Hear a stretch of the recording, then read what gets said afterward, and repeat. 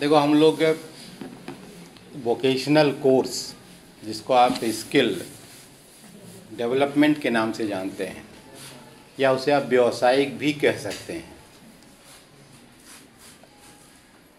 और आप बहुत संक्षेप में कहना चाहें तो आप ये भी कह सकते हैं कि आपके किसी हुनर विशेष को मजबूत करने के लिए आपको एक विशेष ट्रेनिंग दिए जाने का प्राविधान है, और उसको हम व्यावसायिक शिक्षा के नाम से जानते हैं। और उसका पर्पज बहुत बताने की ज़रूरत नहीं है, वो आत्मनिर्भरता ही है, या यूँ कह सकते हैं कि आप रोज़गार मांगने वाला बनने के बजाय रोज़गार देने वाला बन जाए। न दे सकें तो कम से कम अपने लिए तो आप कुछ न कुछ कर सकें। तो इस उद्देश्य से ये जो आपका वोकेशनल कोर्स है, ये है चालू किया गया। अब सवाल यह है कि बैंकिंग अगर आप as a vocational course choose करते हैं तो how it will be useful in your career and how you can be self dependence. तो वास्तव में बैंकिंग आज की डेट में, जिसे हम फाइनेंशियल इंक्लूजन कहते हैं, वित्तीय समावेशन का नाम आपने सुना होगा, और वित्तीय समावेशन पर बहुत विस्तार से जिस यूट्यूब चैनल पर आप इसको पढ़ेंगे उसी में एक लेक्चर लोड है पहले से। वित्तीय समावेशन भारत सरकार ने कार्यक्रम कराया था, तो उस कार्यक्रम में वह मुख्य लेक्चर दिया गया था, मेरा ही लेक्चर था वो, तो वो लेक्चर भी उसमें लोड है। तो जब से ये सरकार आपकी आई है 2014 से, तब से आपने देखा है कि डिजिटल बैंकिंग पर बहुत बड़ा फोकस है। आपने ये भी देखा है कि हर व्यक्ति का खाता हो, इस पर विशेष जोर दिया गया है, जिसको आपने जनधन खाते के नाम से जाना, याद है ना। तो जनधन खाता खुलने से लेकर के 2021 तक जितने भी चेंजेज, जितने भी परिवर्तन हुए हैं, वो सारे परिवर्तन उस फाइनेंशियल इंक्लूजन वाले यूट्यूब सीरीज में शामिल हैं। वहाँ से आप एक बार सुन करके बहुत सारी चीज़ों को अपना रिकॉल कर सकते हैं। अब देखो, इस बैंकिंग के सिलेबस में जो इस बार हमने इंट्रोड्यूस किया है आपके लिए, वो उसके दो पार्ट हैं, एक टर्म 1 के लिए है और एक टर्म 2 के लिए है। तो टर्म 1 में हम लोगों ने 4 यूनिट सेलेक्ट किया हुआ है। वो 4 यूनिट क्या हैं आप देख लें, हमको लगता है कि आपको पता भी होगा। पहला है इवोल्यूशन ऑफ बैंकिंग, बैंकिंग का विकास। दूसरा फंक्शंस ऑफ बैंक, बैंक के कार्य क्या हैं। तीसरा procedure of opening and operating of deposit account, जमा खाता हम कैसे खोलते हैं और उसको कैसे हम संचालन करते हैं, ठीक है। और मेथड्स ऑफ रेमिटेंसेस, कितने की प्रकार से आप पैसा,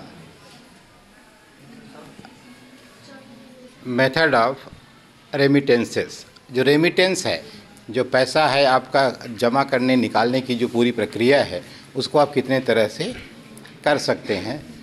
तो यह इतना मुख्य रूप से आपको पढ़ना है।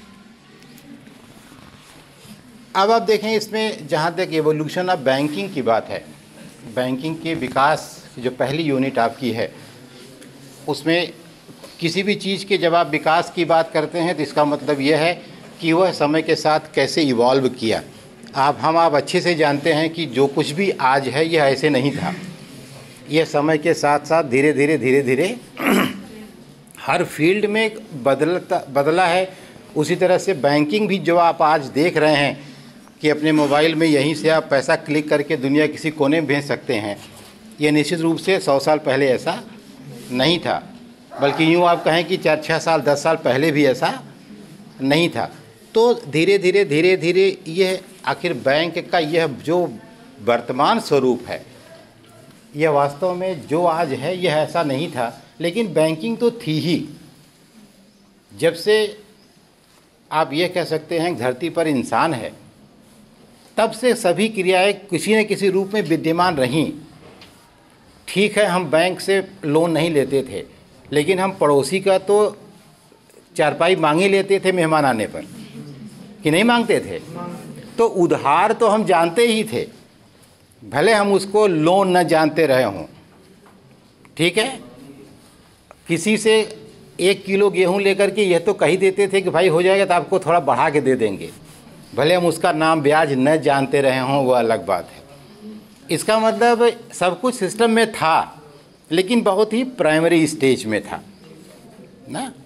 तो चीज़ें समय के साथ साथ, तो पहला आपका है वही इवोल्यूशन ऑफ बैंकिंग। तो हम लोग आज जो शुरू करेंगे, हम बहुत तेज़ शुरू करेंगे और जल्दी से कोशिश करेंगे कि बहुत ज़्यादा पढ़ लें आप। मैं इसमें डिटेल रहेगा भी। जैसे इवोल्यूशन ऑफ बैंकिंग में जो मुख्य बात आपको जाननी है वो देखिए, ये पूरा नोट्स भी इसमें रिकॉर्ड हो रहा रहेगा, आप देख लीजिए। तो जब आप पढ़ेंगे तो आपको दिखेगा, आप चाहेंगे तो इसको अपने नोट्स में उतार भी सकते हैं। और ये आवाज़ भी चूँकि आपको सुनाई पड़ेगी, रुकिए आपको भी फ़ोटो खींच दें ज़रा, लगे कि आप भी बैठे हैं ना, नहीं तो सोचो किसको दीवार को बता रहे हैं कि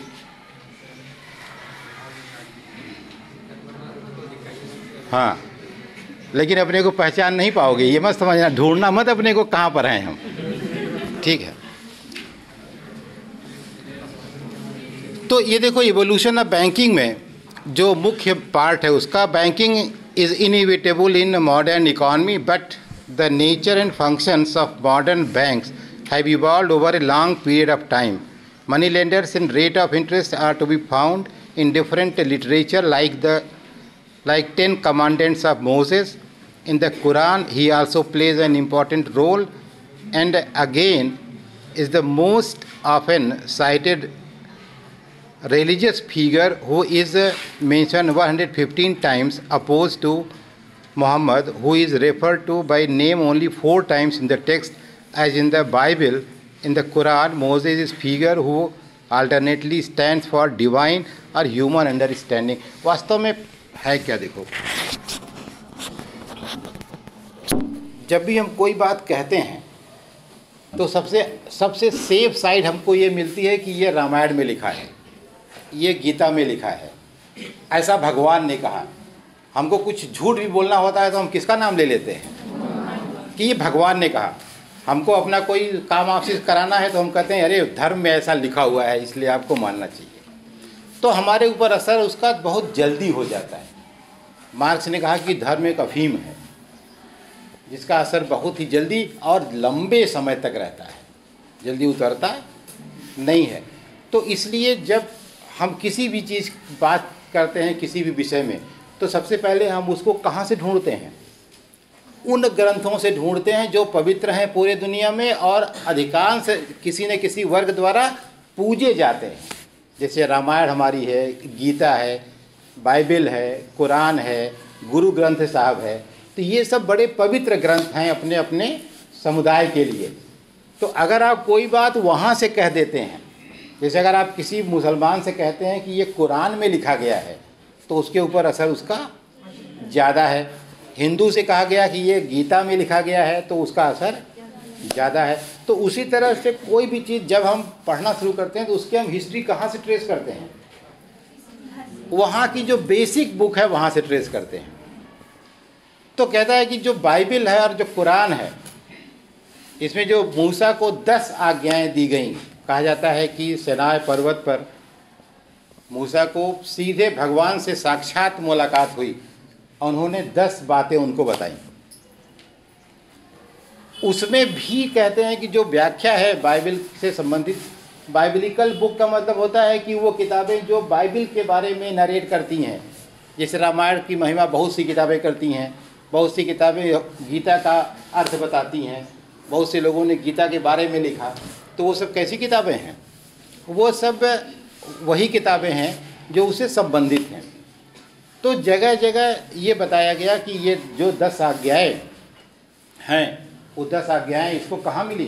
सीनाई पर्वत पर भगवान से फेस टू फेस मुलाकात हुई और उन्होंने उनको बता दिया। ठीक है, ये जब भी कोई बात हम लोग धर्म की करते हैं या आस्था की करते हैं या दर्शन की करते हैं, तो वहाँ हमको आपको विश्वास ज़्यादा करना होता है, तर्क कम लगाना होता है। क्योंकि तर्क लगाने पर हो सकता है आस्था खंडित हो जाए, हो सकता है फिर आपको लगे अरे ये कैसे हो सकता है, भगवान थोड़े किसी से आगे मिल सकते हैं, और वहीं सारी बात क्या हो जाएगी, ख़त्म हो जाएगी। तो इसलिए तो वो 10 उसमें भी ये बैंकिंग व्यवस्था की व्याख्या इस बैंकिंग की नहीं थी कि मोबाइल से पैसा ट्रांसफ़र करो, लेकिन जो मुख्य बात है बैंक की, वो मुख्य बात क्या है, मुख्य बात है मुद्रा, मुख्य बात है ब्याज, मुख्य बात है उधार लेना, मुख्य बात है उधार देना। Money lending, burrowing, rate of interest, money, 4 चीज़ें बेसिक हैं। इनके बारे में कहीं भी अगर लिखा गया है तो it means it is written about banking. किसके लिए लिखा गया है, बैंकिंग के लिए लिखा गया है, तो वहाँ भी लिखा गया। इसके अलावा जो पुरानी पुस्तकें हैं, जिसको आप अगर अर्थशास्त्र का लिखा हुआ कौटिल्य को देखिए, नाम सुना होगा आपने, तो उसमें भी इसकी बात की गई, बाइबल में भी की गई, कुरान में भी की गई। तो इसका मतलब जो पुराने ग्रंथ हैं, बहुत पुराने, वहाँ भी बैंकिंग थी, और उसी का रूप बदलते बदलते समय के साथ साथ कभी होता क्या है कि आवश्यकता आविष्कार की जननी होती है, ये आपने पढ़ा है, ठीक है। Necessity is the mother of invention. क्यों, कभी गलती से भी आपने 2 साल पहले सोचा था कि ऑनलाइन पढ़ेंगे, किसी के दिमाग में था? और अचानक सब लोग कैसे पढ़ने लगे, ऑनलाइन। तो भला हो कोरोना का, बेचारा ना आता ना हम लोग ऑनलाइन जानते। तो इसका मतलब कि अचानक सब कुछ है जो एकदम दिमाग में नहीं था वो डेवलप कर गया। इसीलिए कहते हैं कि आप में खुद कितनी क्षमता है, यू डोंट नो।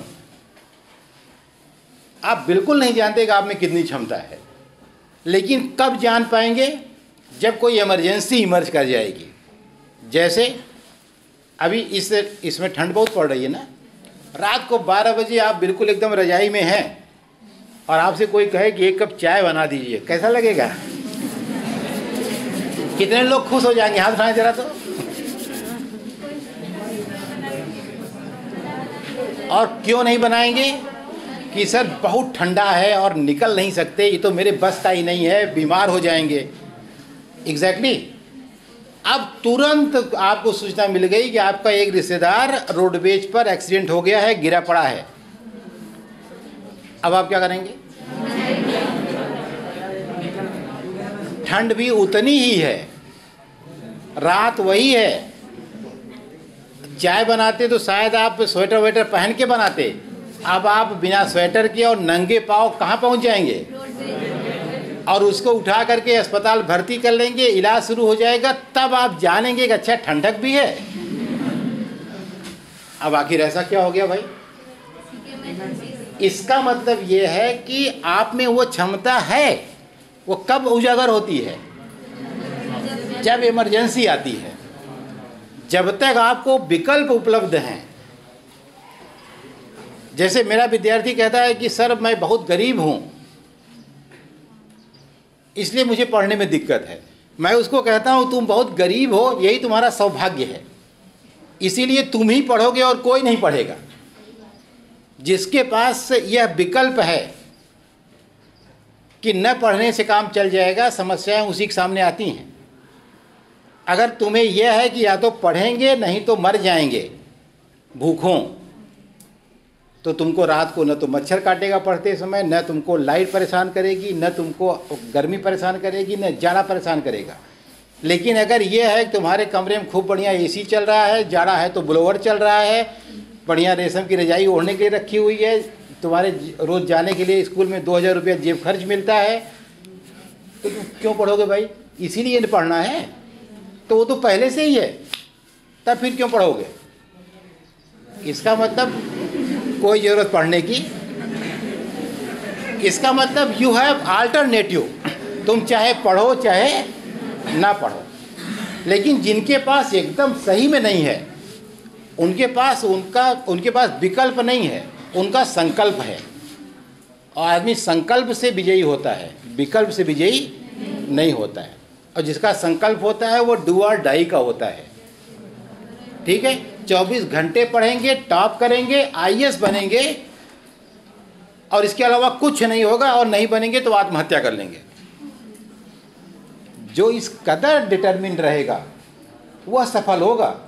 अगर आप इस तरह पढ़ रहे हैं कि अरे 2 घंटे आज पढ़े, 3 घंटे कल पढ़े, चलो आज नहीं है पढ़ते हैं, एक दिन आज पिक्चर बड़ी बढ़िया आ रही है वही देख लेते हैं, तो जब आपके पास इतने सारे विकल्प हैं तो निश्चित रूप से you cannot be achiever in your life, कुछ पा नहीं सकते आप। फालतू की बात है, टाइम भले बिता दीजिए कि आप बहुत अच्छे विद्यार्थी हैं और बहुत मेहनत कर रहे हैं, ठीक है, और जो उतनी मेहनत करता है वही सफल होता है।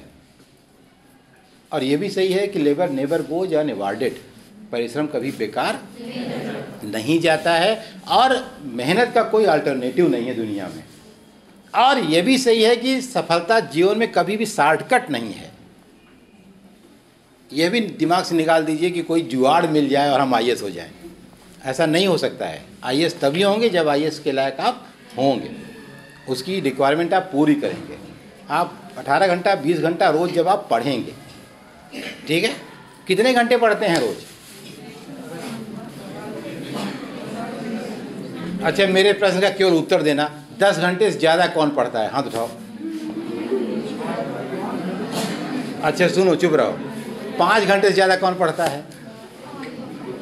अभी भी नहीं? 3 घंटे से ज़्यादा?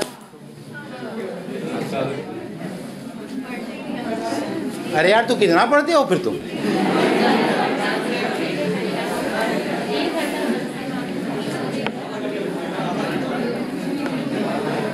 तो चुप भी तो रहो। अब इतना खुश हो जैसे 50 घंटा पढ़ते हो। तो गलत बात, ये जान लीजिए 100% गलत, क्योंकि सबसे ज़रूरी है ज़्यादा टाइम भी देना। आज की डेट में आपके पास 6 विषय हैं, है ना? तो अगर आपने एक घंटे भी हर विषय को दिया तो कम से कम 6 घंटा तो अनिवार्य है, इससे कम तो आप सोच ही नहीं सकते। लेकिन वह भी 1 घंटे में क्या कर पाएंगे? केवल खोलेंगे और क्या पढ़ें यह शुरू करने में लग जाएगा, पढ़ नहीं पाएंगे 1 घंटे में। तो इसका मतलब 2-3 घंटे कम से कम एक पेपर को देंगे, तब जा कर के कुछ आपके समझ में आएगा, हाँ मैंने कुछ पढ़ा। तो 6 पेपर कितना हो गया? 18 घंटे यार।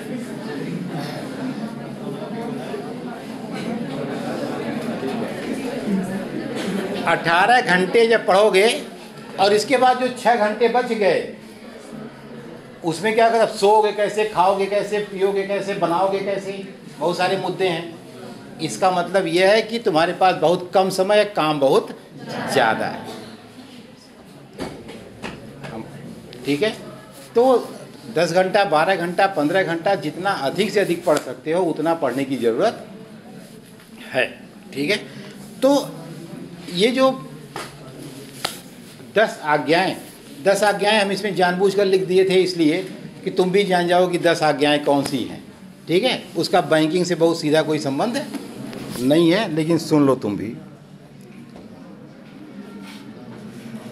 और मूसा बहुत पॉपुलर आदमी है भाई, पूरे कुरान में भी और बाइबल में भी ये इतनी बार उसका नाम लिखा गया है जितनी बार कि इवन पैगंबर मोहम्मद का नाम नहीं लिखा गया है। तो जाहिर सी बात है कि वो महत्वपूर्ण आदमी है, और वो लागिबर है, नियम कानून बताता है, वो मानवीय विशेषताओं से ओतप्रोत है। वैसे भी तुम ये शायद नहीं समझ जान पाओगे, कभी पढ़ो ध्यान से, कुरान पढ़ो, बाइबल पढ़ो, या गीता पढ़ो, रामायण पढ़ो, किसी में कोई अंतर नहीं है। सब में बेसिक बात क्या लिखी हुई है?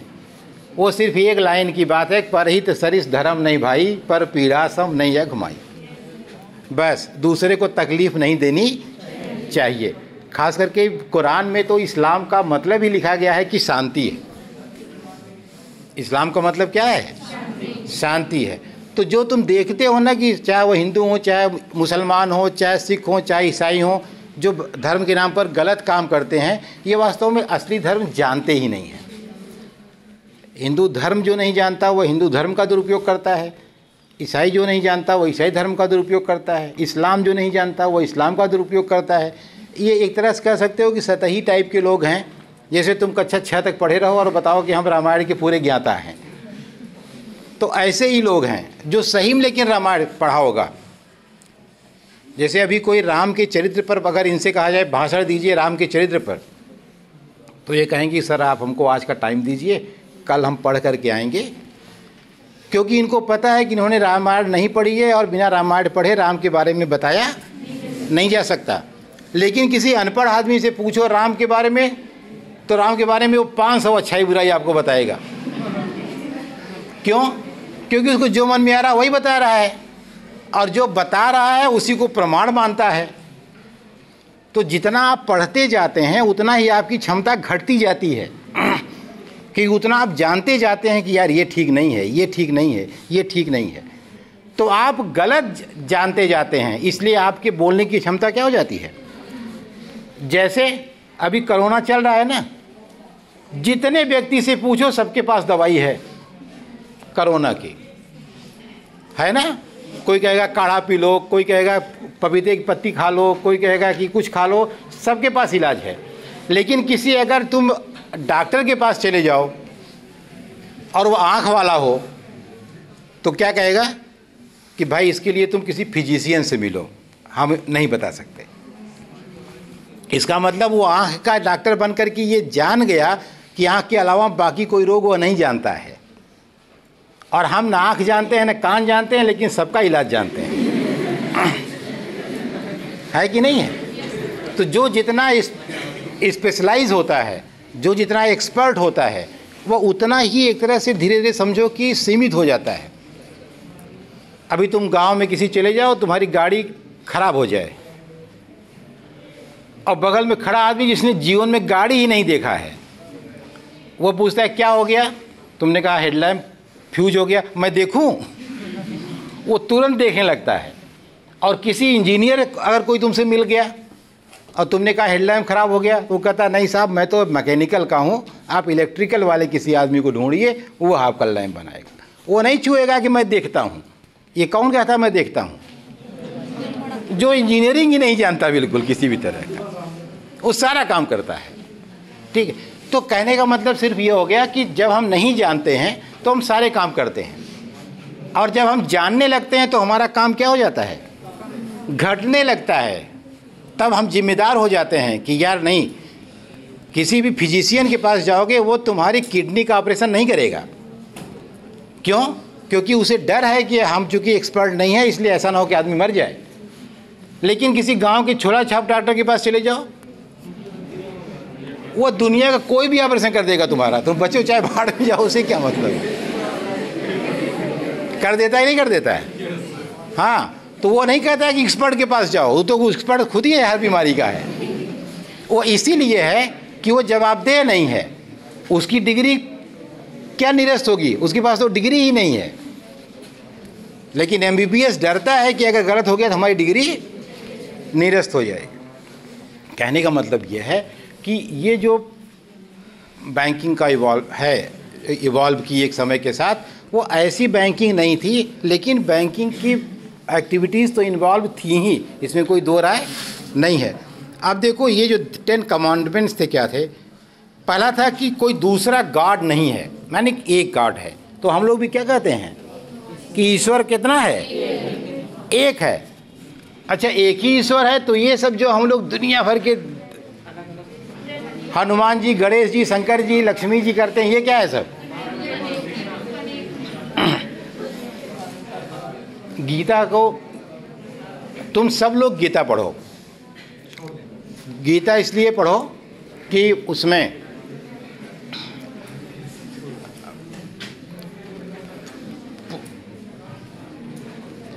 अरे एक गीता पे एक लिंक है गीता का, उस पर सारी गीता 18 पुराण जो हैं, उनके 18 अध्याय जो हैं, वो 18 लेक्चर में ही कंसोलिडेटेड हैं, और आधे घंटे 20 मिनट 25 मिनट का लेक्चर है। सुनना जरूरी एक बार है सबको। तो उस गीता में बहुत साफ साफ ये कहते हैं वो कि ईश्वर एक है, ठीक है, और उसी में डिफाइन करते हैं कि फिर ये जो बाकी देवी देवता हैं सब, ये सब क्या हैं? तो ये बिल्कुल वैसे हैं जैसे मोदी जी हमारे प्रधानमंत्री हैं, तो असली मंत्री कौन है? मोदी जी। और बाकी जितने पोर्टफोलियो हैं अलग अलग, वो सबके एक एक मंत्रालय हैं। तो भगवान जो है उसके पास सारे मंत्रालय हैं। और हनुमान जी से जब पूजा करोगे तो केवल मजबूती देंगे, ताकत, पैसा नहीं देंगे। पैसा कौन देगा? लक्ष्मी जी देंगी। शक्ति कौन देगा? दुर्गा जी देंगी। अलग हो गया सब ना। लेकिन अगर तुमको सब चाहिए, अब ये डिपेंड करता है तुम्हें चाहिए क्या। केवल अगर ताकत चाहिए, मजबूत होना है तो हनुमान जी की पूजा करो। लेकिन अगर तुम्हें असली उद्देश्य पाना है, जिसको कहा जाता है कि तुम्हें वैकुंठ जाना है, वैकुंठ जाना और स्वर्ग नरक जाने में डिफरेंस है। गीता पढ़ोगे तो समझ में तुमको आएगा। स्वर्ग नरक जाना तुम्हारे अच्छे और बुरे कर्म का परिणाम है। बहुत अच्छा काम करोगे स्वर्ग चले जाओगे, लेकिन जैसे ही कर्म का फल पूरा होगा फिर चले आओगे यहीं दुनिया में वापस स्वर्ग से। बुरे काम करोगे नरक चले जाओगे, जैसे ही पाप खत्म होंगे फिर इस दुनिया में वापस आ जाओगे। लेकिन यह उद्देश्य नहीं है, ये तो कष्ट है ना। आना जाना तो सबसे बड़ा कष्ट है। तुलसीदास ने लिखा रामचरितमानस में कि जन्मत मरत दुसह दुख होई। इसका मतलब दुनिया में सबसे अधिक कष्ट कब होता है? जब हम जन्म लेते हैं और जब हम मरते हैं। तो इसी कष्ट से मुक्त होना है कि न जन्म का कष्ट मिले न मृत्यु का कष्ट मिले। वह तब होगा जब हम इस कुंठा जगत से निवृत्त होकर के बैकुंठ चले जाएं। कहाँ चले जाएं? भगवान के धाम चले जाएं, जो एकमात्र भगवान है। कृष्ण जी घर चले जाएं, तब नहीं आएंगे। तो कृष्ण जी के घर जाने का तरीका क्या है? वो यही है कि न स्वर्ग की इच्छा करो न नरक की इच्छा करो, निष्काम कर्म करो और जो भी करो ईश्वर के निमित्त करो। इनको 2 थप्पड़ मारना है तो 2 थप्पड़ मारो, कहे भगवान आप ही के लिए मार रहे हैं, देखिएगा। तो अपने लिए नहीं मार रहे हैं, ध्यान रखिएगा। किसके लिए मार रहे हैं? आपके लिए। यही कारण है कि सदन जैसा कसाई भी उनके दर्शन कर लेता है। पढ़ा है ना? सदन कसाई मांस बेचता था और उसको भगवान ने दर्शन दिया। क्यों दिया? क्योंकि वो मांस भी निष्काम भाव से बेचता था, कोई स्वार्थ नहीं। पेट भाई भूख लगी है तो कुछ करेगा ही, लेकिन भगवान के लिए बेचता था। आप आए, आपने कहा मुझको आधा किलो मीट चाहिए, एक रखा है कोई छोटा सा बटखरा टाइप का, वही रखा, कहा भगवान जी इनको आधा किलो दे दीजिए, और आधा किलो चला गया। आपने कहा 5 किलो चाहिए, वही बटखरा रख दिया, कहा इनको 5 किलो दे दीजिए। कितना दे दिया? इतना निष्काम है कि उसको कम देने में भी कोई लाभ समझ में नहीं आता है और ज़्यादा जाने का उसको गम भी नहीं है, चाहे ज़्यादा जाए चाहे कम रहे। तो कहने का मतलब ये है कि जब इतना आप निष्काम हो जाएंगे तब आप इस जगत से कहाँ चले जाएंगे? उस जगत में चले जाएंगे। बाकी दूसरे दिन पढ़ें।